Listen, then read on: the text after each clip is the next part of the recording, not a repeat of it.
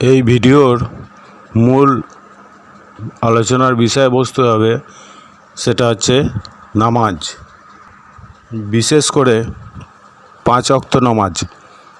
যে নামাজটাকে নিয়ে মাওলানারা বা মাওলানাদের যে সমস্ত সহচরবৃন্দরা সবাইকার একটাই বড় আক্ষেপ যে বা সমস্যা তাদের মধ্যে মনে হয় যেন যে একটা বিরাট কোনো একটা সমস্যা এসে হাজির হয়ে গেছে। সেটা হচ্ছে যে 5 ওয়াক্ত নামাজ।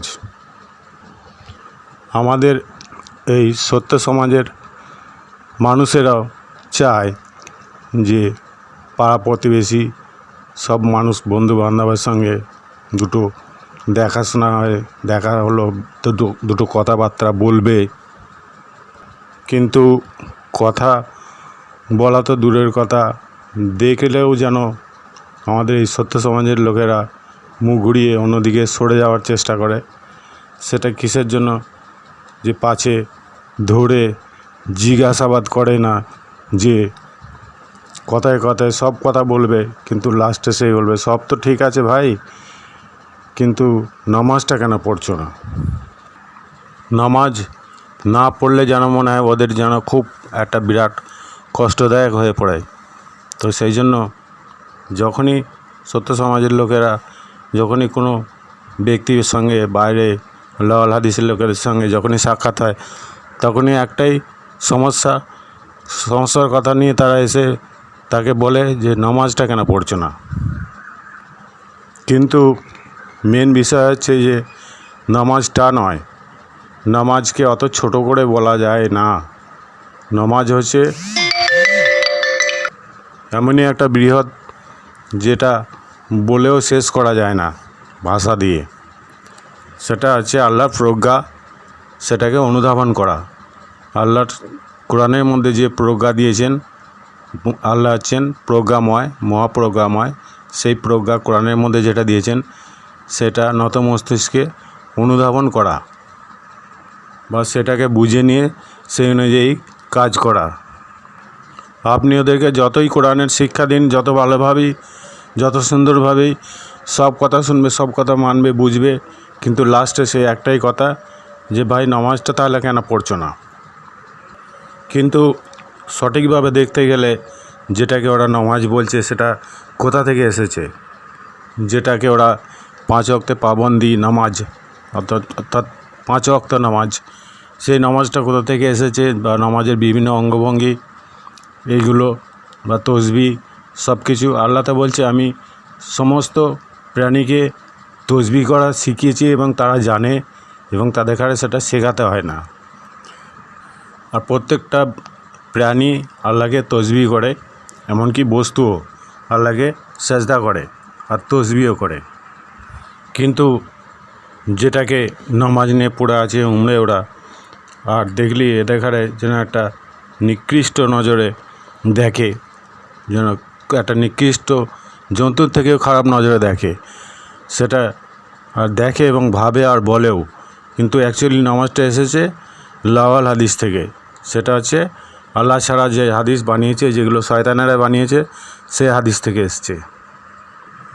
আর প্রকৃত নামাজ যেটা, সেটা ওটা নয়, সেটা সূরা মাআরিজ 23 নম্বর আয়াতে আছে, যেটা হচ্ছে সর্বক্ষণিক নামাজ। আর নামাজ হচ্ছে একটা শিক্ষণীয় বিষয়, অন্য কিছু নয়। যেটা হচ্ছে প্রজ্ঞা, আল্লাহর জ্ঞান, গভীর জ্ঞান, পবিত্র জ্ঞান, সেই জ্ঞান অর্জন করা আর বুঝে নেওয়া এবং সেই অনুযায়ী কাজ করা, সেটাই হচ্ছে নামাজ। আল্লাহ কোরআনের মধ্যে আহসান আল হাদিসের কথাও বয়ান করেছেন, কিন্তু মাওলানারা এগুলোকে উল্লেখই করে না। যদি উল্লেখ করে ওদের এই কোরআন ব্যবসাটা বন্ধ হয়ে যাবে, সেই জন্য ওরা বলে না। তো সূরা জুমারের 23 নম্বর আয়াতে আল্লাহ আহসান আল হাদিসের কথা বয়ান করেছেন। আহসান আল হাদিস যেটা কোরআনের মধ্যে রচনা করা আছে, সেটা মানুষের মধ্যে সবাই মানতে চায় না, কিন্তু আহসানাল হাদিস ছেড়ে দিয়ে লাওয়াল হাদিস মানা মানে বেদাত, আর বেদাতের ঠিকানা হবে জাহান্নাম। আহসানাল হাদিস সূরা জুমারের 23 নম্বর আয়াতে আল্লাহ কোরআনের মধ্যে যেটা নাজিল করেছেন সেটা বলছে যে আমি কোরআনের মধ্যে কিতাবের মধ্যে নাজিল করেছি আহসানাল হাদিস। সেটা এমন কিতাব যার আয়াতসমূহ পরস্পর সাদৃশ্যপূর্ণ, যা বারবার আবৃত্তি করা হয়, আর যারা তাদের রবকে ভয় করে তাদের গা এতে শিহরিত হয়। তারপর তাদের শরীর ও মন আল্লাহর স্মরণে বিনম্র হয়। এ হলো আল্লাহর হিদায়াত। তিনি যাকে চান তাকে এর দ্বারা হিদায়াত করেন, আর আল্লাহ যাকে পথভ্রষ্ট করেন তার জন্য কোনো হিদায়াতকারী নাই। এটা হচ্ছে সূরা জুমারের আহসানাল হাদিস। এইগুলোকে মাওলানারা কোনো দিন বলে না, আর হাফেজ সাহেবরা তো বলবেই না। কিন্তু এটাকে ছেড়ে দিয়ে ওরা লাওয়াল হাদিসের যে সমস্ত শয়তানেরা যে হাদিস রচনা করেছে সেই হাদিসটাকে নিয়ে পড়ে আছে, শরীয়তি সমস্ত বিধিবিধানগুলো মেনে চলে।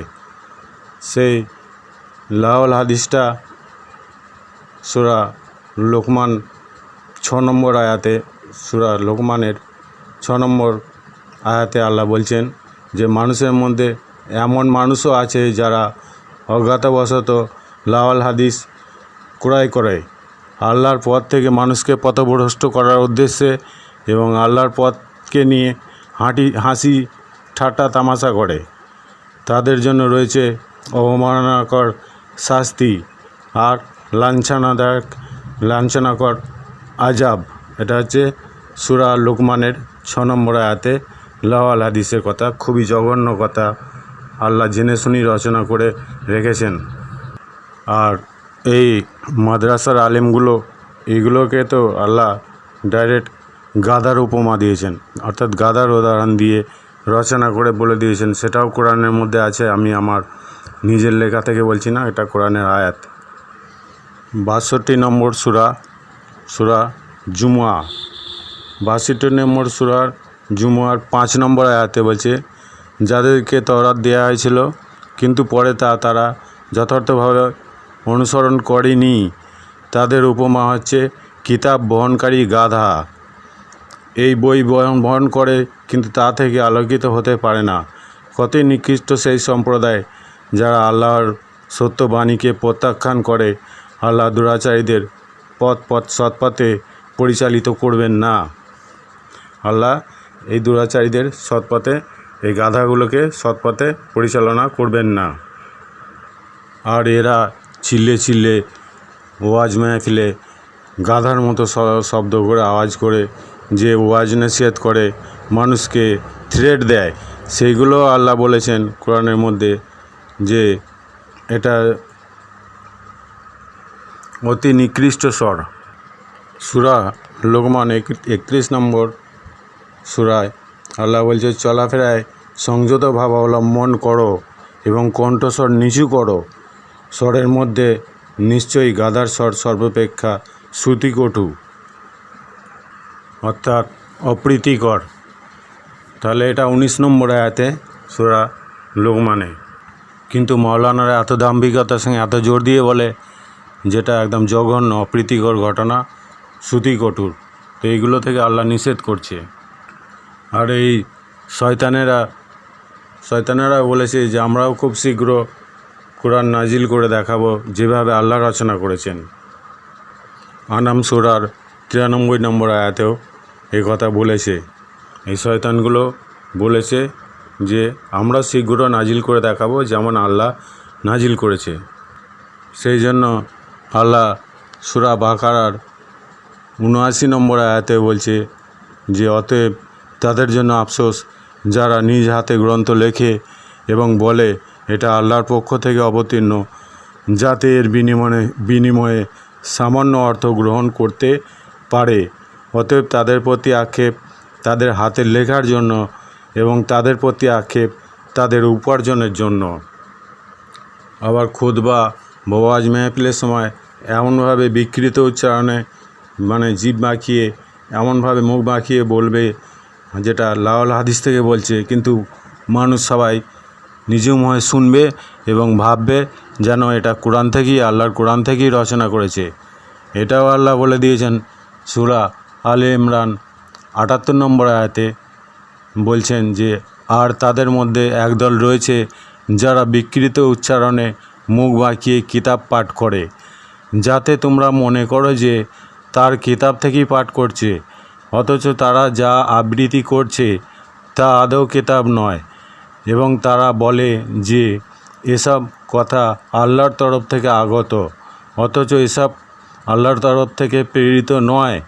তারা বলে যে এটি আল্লাহর কথা, অথচ এসব আল্লাহর কথা নয়।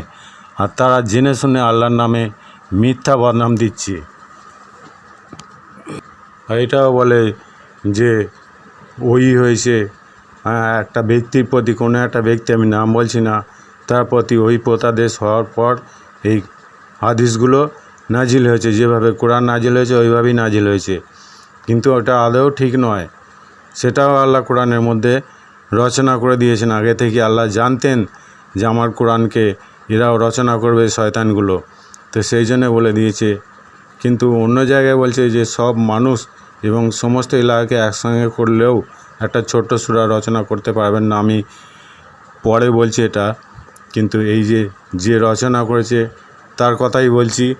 সূরা আনাম 6 নম্বর সূরার 93 নম্বর আয়াতে বলছে যে তার থেকে বড় জালিম আর কে, যে আল্লাহর সম্পর্কে মিথ্যা কথা রচনা করে অথবা বলে যে আমার প্রতি ওহী নাজিল হয়, যদিও তার কাছে কিছুই অবতীর্ণ হয় না, আর যে বলে যে আল্লাহ যা নাজিল করেছে আমি খুব শীঘ্রই অনুরূপ নাজিল করব। হায় যদি তুমি ওই জালিমদেরকে দেখতে পেতে যখন তার মৃত্যুর যন্ত্রণায় ছটফট করতে থাকবে, আর ফেরেশতারা হাত বাড়িয়ে দিয়ে বলবে যে তোমাদের জানগুলোকে বের করে দাও।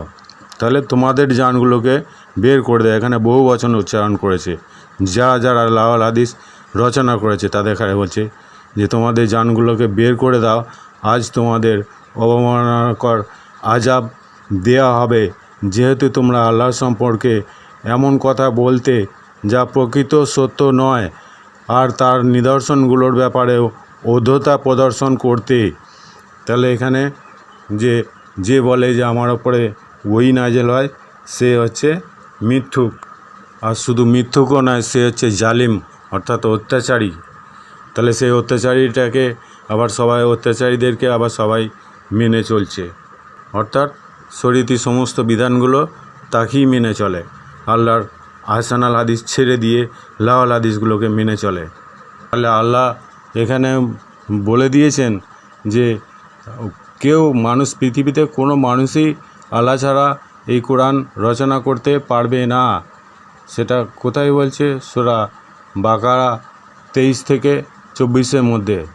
আমি আমার বান্দার প্রতি ধাপে ধাপে যা নাজিল করেছি তাতে যদি তোমাদের কোনো সন্দেহ থাকে তবে এর মতো একটি সূরা রচনা করো, এবং আল্লাহ ছাড়া তোমরা সব সহযোগীকে ডাকো।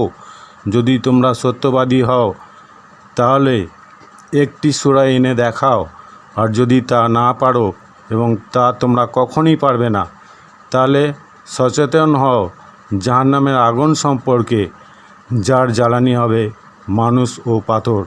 সত্য অস্বীকারীদের জন্য তা প্রস্তুত রাখা হয়েছে। তাহলে আল্লাহ চ্যালেঞ্জ করেছে যে এরকম একটা কোরআনের মতো তো বহু দূরের কথা, একটা ছোট্ট সূরাও রচনা করার মতো কারোর ক্ষমতা নেই। তারপরেও যে রচনা করেছে যে শয়তান, সেইগুলোকেই তারা মেনে চলে, যারা লাওয়াল হাদিসের চামচা।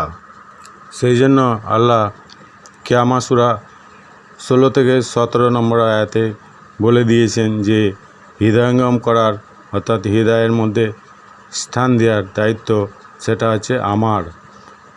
তাহলে এই কোরআনকে হৃদয়ঙ্গম করার জন্য তুমি তাড়াতাড়ি জিহ্বা নেড়ো না। এই বাণী সংরক্ষণ ও তেলাওয়াতের দায়িত্ব আমারই। আর অতএব তাড়াতাড়ি এর জন্য তাড়াতাড়ি জিহ্বা নেড়ে তাড়াহুড়ো করে পড়ার চেষ্টা করো না। অতএব যখন আমি পাঠ করি তখন তুমি এর শব্দমালা মনোযোগ দিয়ে শোনো, তারপর মনে রেখো এর অর্থ সুস্পষ্ট করার দায়িত্ব আমারই। এরপরও আরও একটা আয়াতে সূরা তোহা 114 নম্বরে আল্লাহ বলছেন যে সত্যিকারের অধীশ্বর আল্লাহ মহান। আপনার প্রতি আল্লাহর প্রকাশিত প্রজ্ঞা সম্পূর্ণ হওয়ার পূর্বে আপনি কোরআন গ্রহণের ব্যাপারে তাড়াহুড়ো করবেন না এবং কামনা রাখুন যে আমার পালনকর্তা আমার জ্ঞান বৃদ্ধি করুন। আবার এদের মধ্যে এই দলের মধ্যেও দেখা যায় কিছু শ্রেণীর মানুষ আছে যারা রাগে রাগে চাবুক মেরে মারার মতো। আল্লাহ স্বয়ং নিজে কোরআন শিক্ষা দেয়, তাহলে যদি চাবুক মেরে শিক্ষা নিতে যায় তাহলে জানতে হবে সেই চাবুকটা সরাসরি আল্লাহকে মারা হয়ে যাচ্ছে। অতএব রাগে রাগে চাবুক মেরে কোরআন শিক্ষা নেওয়ার জন্য কেউ যেন না চেষ্টা করে, যদিও বা করে থাকে তাহলে সে যেন অন্যায় স্বীকার করে। কারণ আল্লাহ প্রমাণ দিয়ে দিয়েছেন সূরা রহমানে 1 থেকে 2 নম্বর আয়াতের মধ্যে করুণাময় আল্লাহ শিক্ষা দিয়েছেন কোরআন। তাহলে আল্লাহ যদি কোরআন শিক্ষা দিয়ে থাকে তাহলে সেই জায়গায় যে শিক্ষার যে প্রতিষ্ঠানটা যার মাধ্যম দিয়ে শিক্ষা দেয় তাকে যদি রাগে রাগে চাবুক মেরে যদি শিক্ষা নিতে চায় কেউ রাগে রাগে তার মাথা গরম করে, অর্থাৎ সেই শিক্ষকের মাথা গরম করে যদি কেউ শিক্ষা নিতে যায় সে তাহলে বিভ্রান্ত পথে চলে যাবে। আর জুম্মার দিনে যেগুলো মাওলানারা, যারা মাওলানা হাফেজ সাহেবকে আমি বাদ দিয়ে বলছি, যে মাওলানারা যে দাম্ভিকতার সঙ্গে যে চিল্লে বলে লাওয়াল হাদিসের টোটাল যে বক্তব্যগুলো বলে সেই বক্তব্যগুলো সবগুলি 100% লাওয়াল হাদিস থেকে আসে। সেই জুম্মা মানে শুক্রবার নয়, জুম্মা মানে হচ্ছে যে সেদিন সেই সময়টা একত্রিত হওয়া, যে কোনো দিন হতে পারে সেটা, অর্থাৎ একত্রিত হওয়া, সম্মিলিত হওয়া, জামায়াত হওয়া, এটাকে জুম্মা বলা হয়।